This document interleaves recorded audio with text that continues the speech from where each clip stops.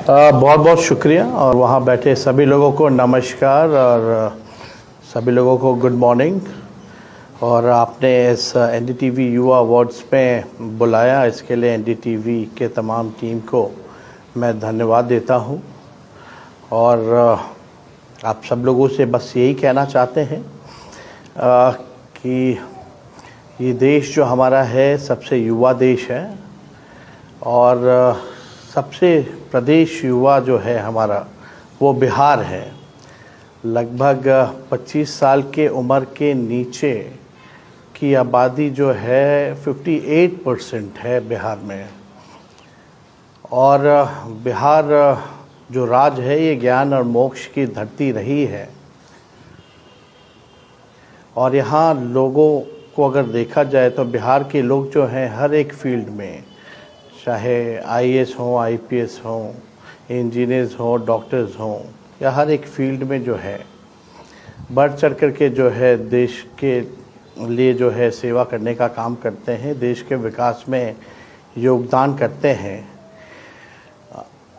और मुझे लगता है कि मैं सबसे युवा लीडर ऑपोजिशन पूरे देश भर में हूँ और बड़ी जिम्मेवारी हमारे कंधे पर है।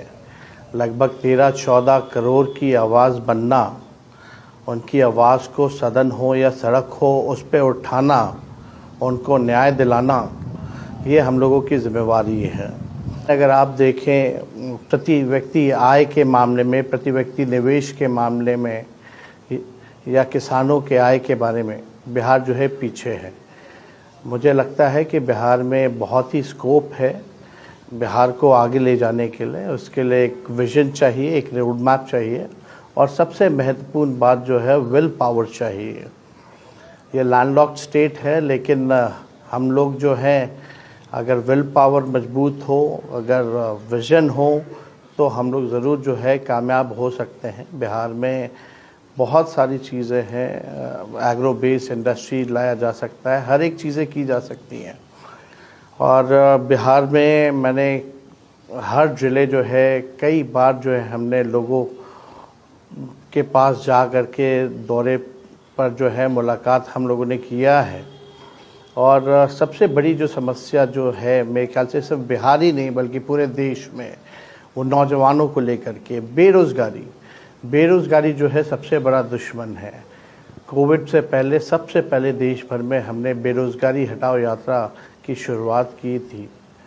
और उस दौरान में भी आप लोगों ने देखा होगा कि जब बिहार का चुनाव हुआ कोविड के बाद, तो हमने वादा किया था उस चुनाव में कि 10 लाख नौजवानों को सरकारी नौकरी जो है हम लोग देंगे।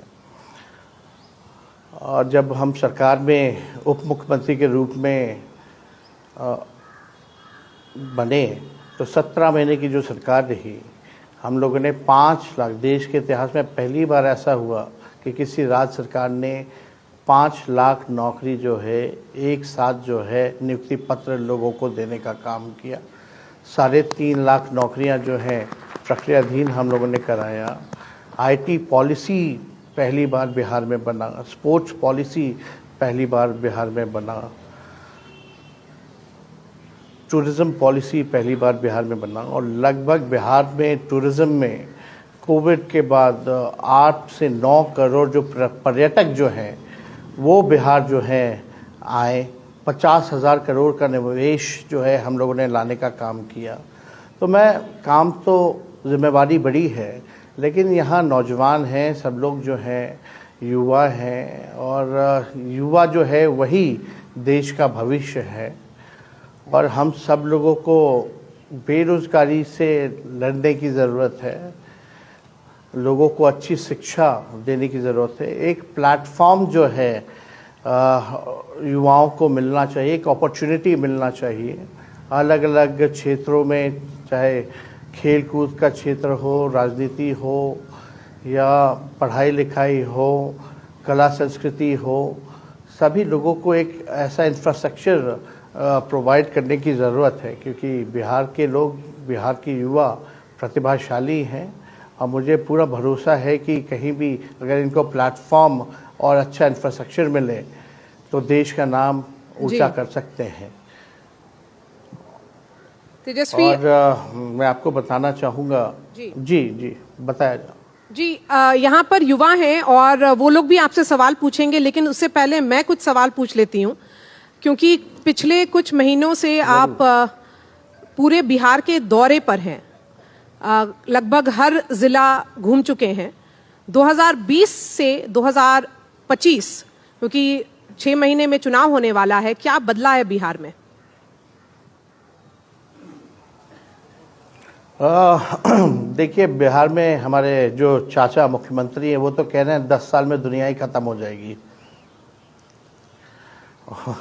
अभी तो बजट सत्र चल रहा है, उन्होंने कहा कि मोबाइल, ऑनलाइन, लैपटॉप के चक्कर में दुनिया जो है 10 साल में ख़त्म हो जाएगी। देखिए, यही फ़र्क है। मैं उनका सम्मान करता हूँ, रिस्पेक्ट करता हूँ, लेकिन उम्र इस दौर पे है जहाँ मुझे लगता है कि अब वो बिहार चलाने लायक नहीं है। और आप जानती हैं कि 25 साल के नीचे की आबादी जो हमारे प्रदेश में है वो 58% है। तो मुझे लगता है कि युवाओं को जो है रिप्रेजेंट करना चाहिए, युवाओं के हाथों में जो है बिहार मिलना चाहिए। और आजकल जो भविष्य जो है वो AI का ज़माना है, आर्टिफिशियल इंटेलिजेंस का ज़माना है, टेक्नोलॉजी का ज़माना होगा। तो मुझे लगता है कि जिस प्रकार से बिहार में युवाओं को हम लोगों ने अपॉर्चुनिटी दी, आज जो हम लोगों ने रेखा जो खींची है, आज उसी लाइन पे जो है सभी लोग जो है बात कर रहे हैं, बेरोजगारी की बात कर रहे हैं, रोजगार की बात कर रहे हैं। तो मुझे लगता है कि मुद्दे पे बात होनी चाहिए। और बिहार जो है इस बार जो है बदलाव चाहता है। आपको भी पता है कि सरकार कोई गाड़ी 15 साल से ज़्यादा अनुमति नहीं देती है चलाने के लिए, क्योंकि गाड़ी जो है खटारा हो जाती है, प्रदूषण करता है। कहीं बीच रास्ते चले तो टायर पंचर हो जाए या बंद हो जाए। तो सरकार अगर 20 साल तक अगर चले तो उसकी भी स्थिति जो है खटारा गाड़ी जैसी हो जाती है। तो मुझे लगता है कि बदलाव होते रहना चाहिए।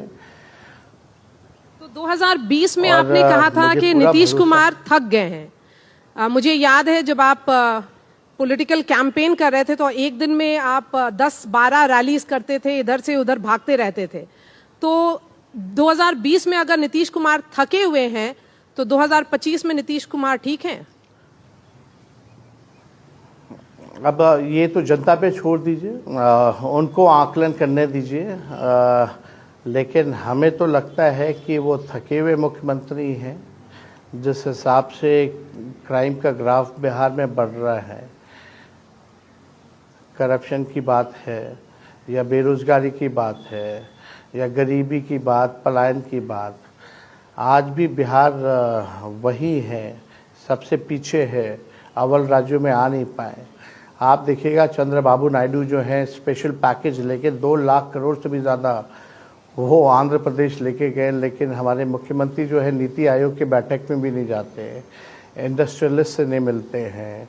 यहाँ जो इन्वेस्टमेंट करने जो निवेशक जो आते हैं वो पटना में उनसे नहीं मिलते हैं। और लोग जिनेवा जाते हैं और जगह के चीफ मिनिस्टर डावोस जाते हैं, निवेश लेकर के आते हैं, लेकिन बिहार में आपने ऐसा नहीं देखा होगा। और हर मामले में जो है चुप्पी और एक ही टेप रिकॉर्डर, हर चीज़ का दोष जो है 2005 से पहले का वो देते हैं। मुझे लगता है अपने 20 साल के कार्यकाल के बारे में बात करनी चाहिए, बिहार के फ्यूचर के बारे में बात करना चाहिए। क्या उनका रोड मैप है, विजन है, इसके बारे में आपने उनको सुना नहीं होगा। और मैं चैलेंज के साथ कह सकता हूँ कि उनकी ऐसी स्थिति है, मैं कोई टिप्पा टिप्पणी नहीं कर रहा, हमारा उम्र बहुत ही उनसे छोटा है, उनका सम्मान है, लेकिन उनके डिप्टी चीफ मिनिस्टर 2 हैं, उनका नाम भी उनको नहीं पता होगा। अगर पूछा जाए रैंडमली या पूरे कैबिनेट में किसी मिनिस्टर का नाम बता दें, तो ये स्थिति जो है आज के दिनों है।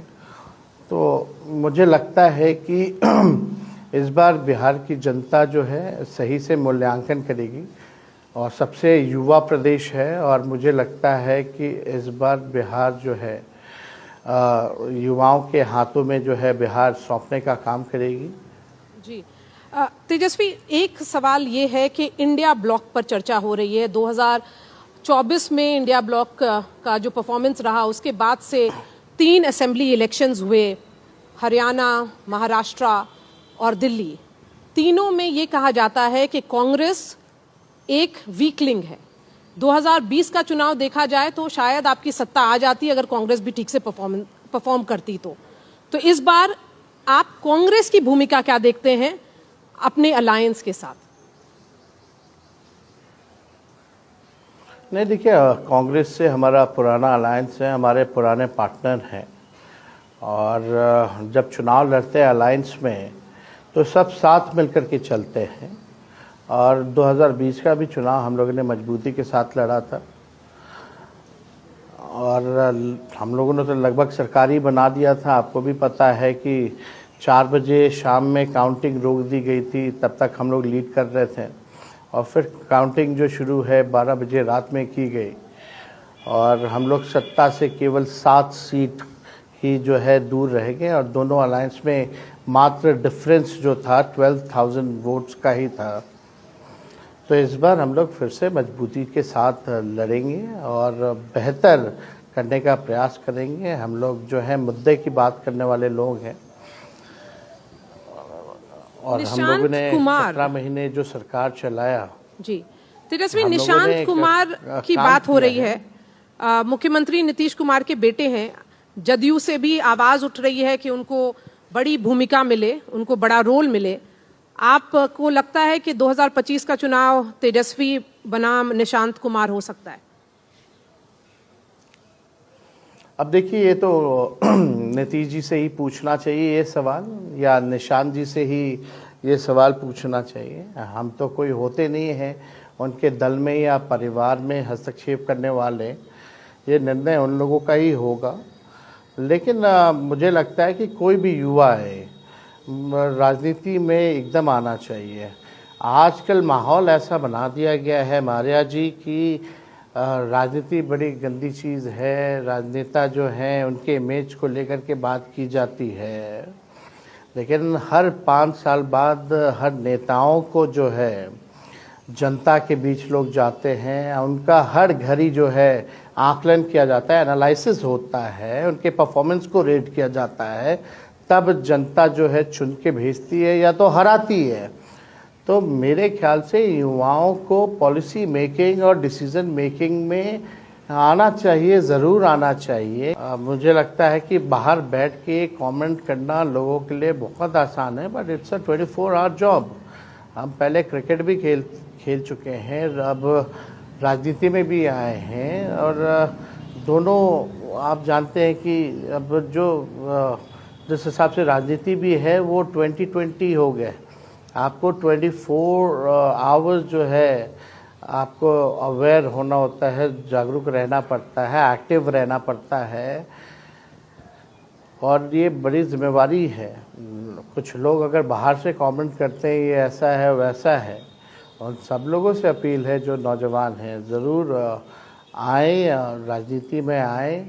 लोकतंत्र में यही खूबसूरती है, कोई भी आ सकता है और अपने देश को आगे बढ़ाने का काम करें, और जो शिकायत है उसको खुद से मिलकर के दूर करें।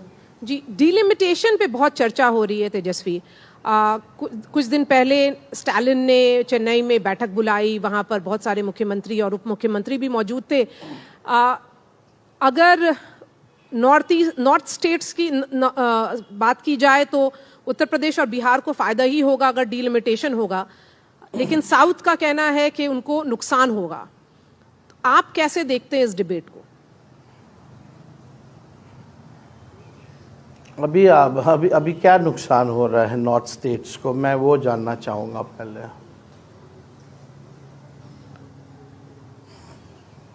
आप ये मानते हैं ये जो डिलिमिटेशन इशू है वो अननेसेसरी है? देखिए, अलग अलग रीजन है, अलग अलग रीजन्स की अलग अलग समस्याएं हैं, अलग अलग उनका पक्ष है, और कोई भी अगर नेता अगर या chief minister of the state is the leader of the state, अगर अपने स्टेट को लेकर के अगर अपने पक्ष को रख रहा है तो इसमें बुराई नहीं है, लोकतंत्र है और यही खूबसूरती है हमारी डेमोक्रेसी की। डाइवर्सिटी जो है यही हमारी खूबसूरती है, हम अनेकता में ही एकता है और इस पे तो अपने बात को रखने का हर किसी को अधिकार है और अपने स्टेट को देखते हुए उन्होंने अपनी बात को रखा है, तो हम लोगों को आपत्ति नहीं होनी चाहिए अगर कोई भी अपने राज्य की बात को रख रहा है, क्योंकि हमारा देश तो एक है, चाहे कश्मीर से कन्याकुमारी हो या गुजरात से आपका नागालैंड हो, सब लोगों को अपना अधिकार है। और मुझे लगता है कि ये चर्चा का विषय है और इस पे चर्चा होनी चाहिए और जो मैंडेट के साथ जो पास हो उसका समर्थन करना चाहिए, स्वागत करना चाहिए। जी तेजस्वी, अब जो यहाँ पर युवा जुड़े हुए हैं वो सवाल पूछेंगे। अगर माइक अपने बारे में कुछ बताइए और उसके बाद सवाल पूछिए। माइक इधर।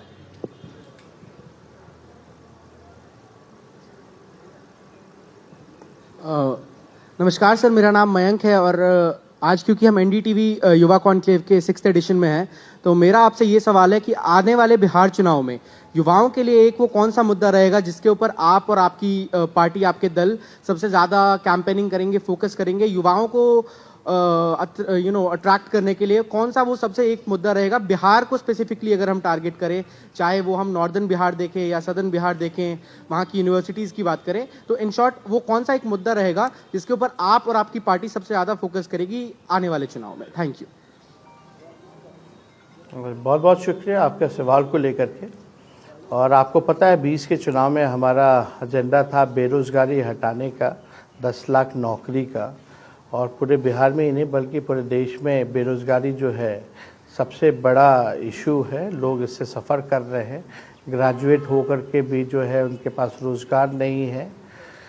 तो मुझे लगता है बेरोज़गारी तो रहेगा ही रहेगा। साथ में कुछ दिन पहले हमने युवा चौपाल किया था, उसमें हम लोगों ने अनाउंस भी किया था डोमिसाइल नीति लाने का, स्थानीय नीति को लागू करने का।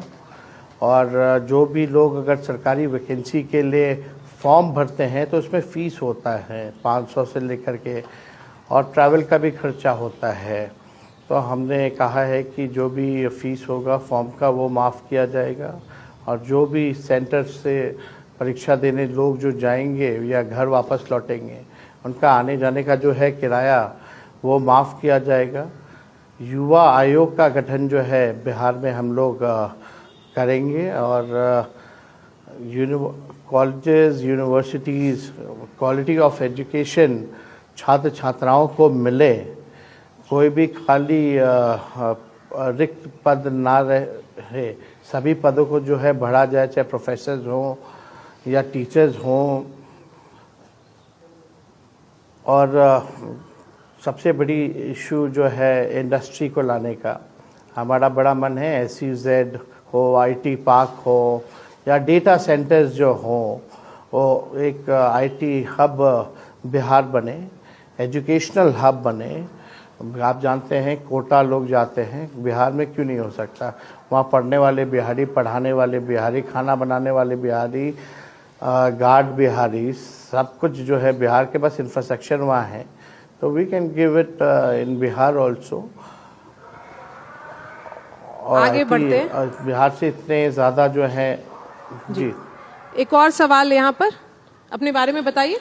नमस्कार, मेरा नाम सुनिधि सिंह है। मेरा आपसे प्रश्न ये है कि आप ग्राउंड लेवल पे जाके, आप युवा नेता है, तो आप ग्राउंड लेवल पे जाके क्या मतलब आपको क्या ऐसे पता चलता है कि युवा क्या चाहते हैं? अभी का जो युवा है, जब आप जाते हैं तो उस समय महिला भी रहती है, बच्चे भी रहते हैं और बुजुर्ग भी रहते हैं और युवा भी रहते हैं, तो आपको ऐसा क्या लगता है कि जो सबके लिए हो, बेसिक नीड्स जो युवा के लिए भी हो? जैसे अभी के टाइम पे बिहार से बहुत सारे लोग दूसरे स्टेट में या फिर आउट ऑफ इंडिया चले जाते हैं कमाने के लिए, तो ऐसी क्या कमी रह गई बिहार में जो युवा जो है वो बाहर जा रहा है, वो इंडिया में रह के भी मतलब बिहार में रह के भी जो कमा सकता है? ये माइग्रेशन का जो सवाल है ना, जो पलायन होता है तेजस्वी, उसके लिए तो कुछ सोल्यूशन होना चाहिए, क्योंकि सभी लोग क्लास देखिए, 10th हो या पलायन 12th किस लिए हो, होता है, मैं उसके आपको बाद वो बताना छोड़ते हैं। चाहूंगा। मैं सहमत हूँ और मैं सच में कहता हूँ, मुझे बहुत पीड़ा होती है ये देखते हुए।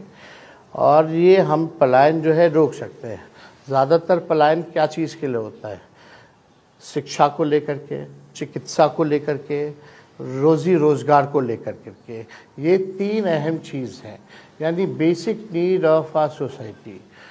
अगर हम ये 3 चीज़ जो है सही ढंग से हम लोग बिहार के लोगों को प्रोवाइड करें तो काफ़ी हद तक जो है हम लोग जो है पलायन रोक सकते हैं। अभी सवाल पूछा कि कैसे हमें पता चलता है। अभी आपको पता होगा, अभी इसी बिहार दौरे पर जब हम निकले थे तो अचानक से रैंडमली हमने कार रोक करके खेत पे हम गए थे। तो वहाँ एक कुशवाहा परिवार जो था वो खेती बाड़ी कर रहा था, किसान परिवार था। हम जा कर के उनसे इंटरेक्ट कर रहे थे। You can also see it in the Facebook या मेरे सोशल मीडिया पेज पे भी, वो भी रिकॉर्ड हुआ है।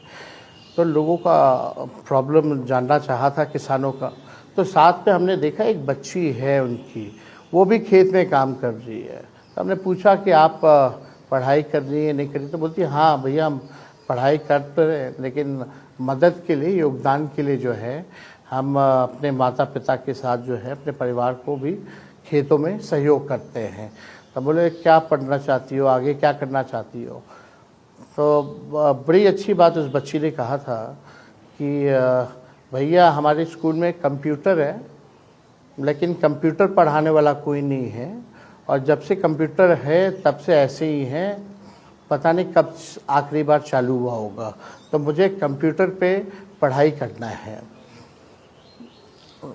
तो लोगों से जब आप इंटरेक्ट करते हैं, लोगों के बीच जाते हैं, बात करते हैं, तो बहुत अच्छा लगता है। फिर अगले दिन जो है हम खुद जा कर के उस बच्ची को जो है हमने जो है लैपटॉप जो है दिया है। तो अगर आप जो लीडर, जो पॉलिटिशियंस हैं और जो हमारे मास हैं, जो जनता है, अगर आप दीवार ना बनाएं, अगर आप उनके बीच जाएं, उनकी सुने, तो मुझे लगता है कि काफ़ी हद तक जो है ग्रास रूट प्रॉब्लम्स जो है पता चलता है। आप ऐसे ही, हम रैंडमली घूम रहे थे तो एक पासी समाज के लोग, जो ताड़ी उनके पूरे व्यवसाय है, वो उससे जो है परेशान हैं। तो अलग अलग जगहों पे अलग अलग लोगों से मिलना होता है। युवा खास तौर पे डोमिसाइल की बात करते हैं। वो लोग चाहते हैं कि बिहार के लोगों को बिहार में जो है नौकरी मिले। तो इसलिए जो है आप इंटरेक्ट कीजिएगा लोगों के साथ, लोगों के बीच जाइएगा, तो काफ़ी हद तक जो है सॉल्यूशन जो है वो वही पता जो मैंने आपके बारे में कहा वो एकदम सही है। प्रॉब्लम्स का पता आप वाकई में जमीनी नेता हैं, आपको जमीन की पकड़ है। एक और सवाल है यहाँ पर, आप पूछिए। Good morning sir. सर मेरा एक क्वेश्चन था, लाइक मैं चेक कर रहा था, द इकोनॉमिक्स टाइम्स की एक फोटो है मेरे पास, उसके अंदर दिखा रहा है कि ना बिहार की ग्रोथ 1980 से 1991 तक 5.1 था, ठीक है। फिर आपकी सरकार आती है, लाइक आपके पापा आते हैं, फिर राबड़ी देवी जी आती हैं, आपकी मदर है ना, तब आ रहा है 1992 से 2002 तक बिहार की 0.6 है ग्रोथ, एंड देन चेंज होते हैं। उसके बाद दिखा रहा है 2002 के बाद में आप चेंज होता है, तब फिर से 5.6 ग्रोथ है। ऐसा कैसे सर? और फिर आप अगर आते तो क्या चेंज होगा ऐसा? देखिए, आपने पता नहीं कौन सा डेटा जो है वो पढ़ा है। जब आदरणीय लालू प्रसाद जी जब बिहार के सीएम बने थे 90 में, तो बिहार का कुल बजट जो है केवल 3000 करोड़ था, और 2005 में 28,000 करोड़ हो गया। यानी 9.5 गुना जो है बजट का आंकड़ा जो है लालू जी के दौर में बढ़ा। लालू जी के दौर में जो है 7 यूनिवर्सिटीज़ जो हैं वो दिए गए, और वही यूनिवर्सिटीज़ में जो है बिहार के लोग आज भी सबसे ज़्यादा जो है पढ़ाई उसी यूनिवर्सिटीज़ में कर रहे हैं। तो ग्रोथ तो काफ़ी हुआ। पता नहीं आपका आंकड़ा कहाँ से लाए हैं, लेकिन हम विश्वास दिलाना चाहते हैं कि अब ये वक्त नहीं है कि हम जो है आज़ादी के समय के बारे में बात करें, आज़ादी के पहले बात करें, या अंग्रेज़ों के समय की बात करें, या सन 1500 सदी की बात करें। अब this is a right time to talk about the future. आप कैसे जो है बिहार को बदलेंगे, कैसे चेंज लाएंगे। मुझे लगता है कि सबका योगदान होना चाहिए, इसमें मिलजुल करके योगदान लाएं। और जब आप बिहार में आप पलायन रोक दोगे, जब यहाँ नौकरियाँ मिलेंगी लोगों को, जब यहाँ अच्छी शिक्षा मिलेगी, अच्छा चिकित्सा मिलेगा, तो शिक्षा का जो पैसा खर्च जो होता है दूसरे राज्य में होता है। अभी जो पलायन हो रहा है, तो मेडिकल का जितना खर्चा हो रहा है बाहर हो रहा है, जो नौकरी बाहर कर रहे हैं खर्च बाहर कर रहे हैं। तो जब ये सब पलायन जब रुकेगा तो खर्च भी हमारे बिहार में ही करेंगे, उससे भी रेवेन्यू जो है हम लोग जो है काफ़ी हद तक जो है जनरेट करेंगे और डेवलप कर सकते हैं। और हमारा जो बिहार जो है एग्रीकल्चर पे जो है निर्भर करता है, लगभग 70% जो है बिहार जो है एग्रीकल्चर पे हमारा लैंड है। और फूड प्रोसेसिंग यूनिट्स या एग्रो बेस्ड इंडस्ट्री ला करके हम जो है काफ़ी डेवलप करेंगे। चाहे फॉक्सनट्स हो, फॉक्सनट्स आप समझते होंगे, मखाना, केला, लीची, मेज़, ऐसे हब हैं जहां आप समझ सकते हैं कि आम हो गया, चावल है, सब चीज़ है यहाँ। अगर यहाँ हम लोग फूड प्रोसेसिंग यूनिट्स अगर चालू करें तो बहुत जो है बिहार को जो है फ़ायदा होगा। तेजस्वी, मुझे पता है आपको आगे जाना ग्रोथ है, भी आपका काफी कार्यक्रम अच्छा है। एक सवाल यहाँ पर और उसके बाद ये पूरा कॉन्वर्सेशन रैप अप करेंगे। जी पूछिए। जय हिंद सर, मेरा नाम देवाशीष है जी। और मेरा आपसे ये प्रश्न था कि जैसे मोदी सरकार की जो आर्थिक नीतियां हैं, तो उन्हें आप बिहार के दृष्टिकोण से कैसे देखते हैं? क्या वो बिहार के लिए लाभदायी है या फिर उसके लिए कोई विशेष नीतियों की जरूरत है? Thank you. देखिए, अब आर्थिक नीति तो आप आंकड़े जो हैं आप निकाल सकते हैं, देश के हालात क्या है अर्थव्यवस्था को लेकर के। अब बीजेपी के लोग तो कहते हैं कि देश का तीसरा सबसे बड़ा अर्थव्यवस्था हिंदुस्तान बनने जा रहा है, लेकिन प्रति व्यक्ति आय में जो देश हमारा जो है 150 से भी पीछे है देशों में। भूख मरी में जो आप सोचो कि कितने 80 करोड़ से लेकर के कितने करोड़ों को जो है राशन बांटा जा रहा है। भूखमरी की स्थिति है, बेरोजगारी इतनी ज़्यादा है। तो आर्थिक स्थिति जो है देश की, जो पॉलिसी बिहार में कोई फ़ायदा नहीं बल्कि और नुकसान हो रहा है। बेरोजगारी बिहार में बढ़ी है इन 11 सालों में, महंगाई सबसे ज़्यादा बढ़ी है, आय है नहीं, खर्च बढ़ता जा रहा है लोगों के लिए, पलायन जो है वो बढ़ता जा रहा है।